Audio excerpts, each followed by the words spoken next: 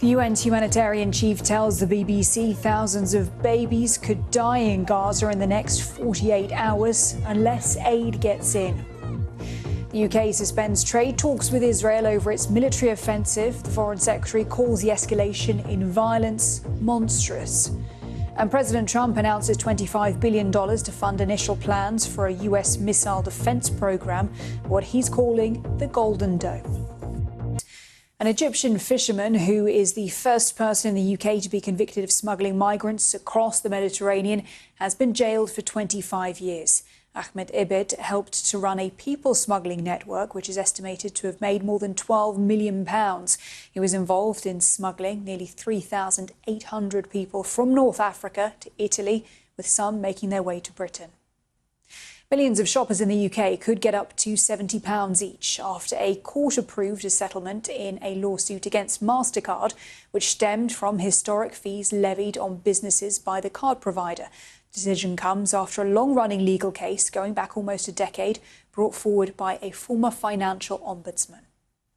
And tens of thousands of football fans are arriving in Bilbao in Spain ahead of the all-English Europa League final between Manchester United and Tottenham tomorrow night. Domestically, both teams have had disappointing seasons. United are currently 16th and Spurs are 17th in the Premier League. You're watching BBC News. Well, US health officials have unveiled new limits on the COVID-19 vaccine. The Food and Drug Administration announced on Tuesday the COVID booster shots will be limited to people over the age of 65 and those at risk of serious illness. Well, vaccine makers will be required to run fresh clinical trials before offering boosters to the rest of the population. It's a change that could limit access to the jabs, and it comes amid a broader push by the Health Secretary, Robert F. Kennedy Jr., who's a long-time vaccine skeptic, to remake federal public health policy. And extreme weather is hitting several US states, with more tornadoes and storms expected this week. Over the past 5 days, severe weather has killed more than 24 people across Kentucky, Oklahoma, Missouri, Kansas, Virginia and Texas. And in Missouri, officials say that a tornado in St. Louis on Friday damaged or destroyed more than 5,000 buildings. The Sudanese army says that it's close to driving the paramilitary rapid support forces out of Khartoum state. The province has seen intense fighting throughout the 2-year war, with troops posting videos online celebrating recent gains, showing buildings filled with ammunition and unused missiles. Well, the front lines have now shifted towards Omdurman across the Nile from the capital. Iran's supreme leader has cast doubt on nuclear talks with the United States, saying that they are unlikely to produce results. He accused Washington of making what he called excessive and outrageous demands, particularly over restrictions on uranium enrichment. Well, his remarks follow President Trump's recent claim that a deal with Iran was, quote, very close. Fresh negotiations on a US proposal are expected this weekend. The Indian lawyer and activist Banu Mushtaq has become the first author writing in the Kannada language to win the International Booker Prize for Translated Fiction.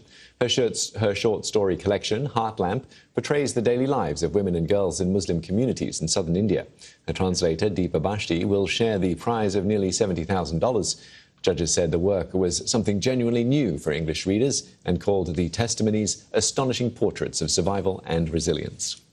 Now, Google is launching a new paid AI service that will cost users about $250 a month. The Google AI Ultra plan was announced on Tuesday at the tech giant's annual developer conference. Google I/O, the plan will offer subscribing users the latest AI models, premium services, as well as some experimental features. The new Google AI tier is more expensive than ChatGPT's premium plan, which costs about $200 a month. Now, China has condemned new U.S. chip export controls as bullying, warning it would take steps against measures aimed at restricting Chinese access to high-tech semiconductors and supply chains. Now, last week, Washington unveiled fresh guidelines warning firms that using Chinese-made high-tech AI semiconductors, most notably high-tech giant Huawei's Ascend chips, would put them at risk of violating U.S. export controls. Billionaire Elon Musk has said he expects to dial back his political donations. Speaking at an economic conference in Qatar, Mr. Musk also said he was committed to leading electric car company Tesla for another 5 years. And the tiny island in the South China Sea that's in the front line of a major territorial fight. Now, tensions have been growing in the South China Sea in recent years, with several countries laying competing claims to the region and the strategic sea lanes there.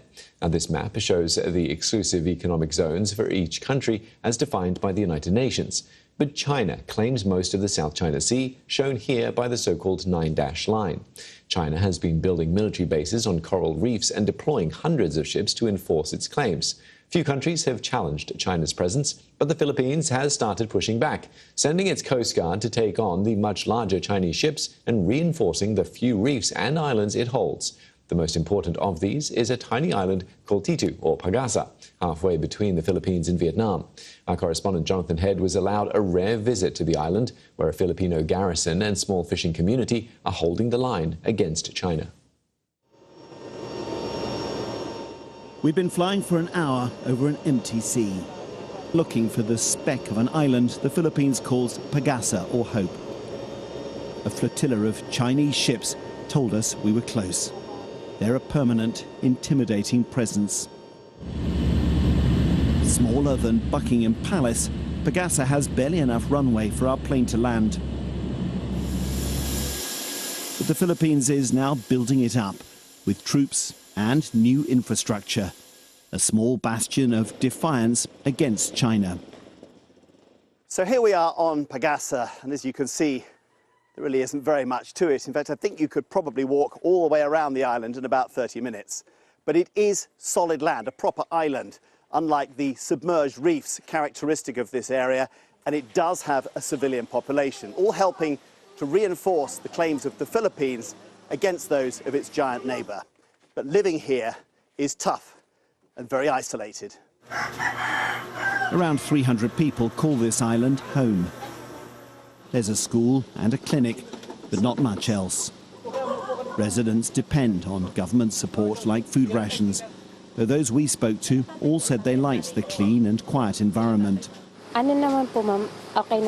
main challenge is when people, especially children, get sick. When it's a serious case, we need to evacuate them quickly to the mainland. But planes are not always available, and sometimes the weather is too rough. Aside from government jobs, fishing is the only viable way to make a living.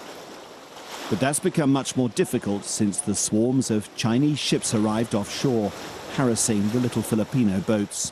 Their ships are huge compared to our small wooden boats. They threaten us, coming close and sounding their horns to chase us away. Because of that, we can only fish close to the island. If it's to prevent a complete Chinese takeover in this area, the Philippines needs to hold on to this sliver of land. Its forces are outnumbered and outgunned.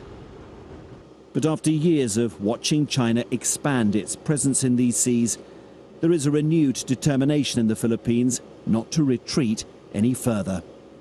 Jonathan Head, BBC News, on Pagasa Island.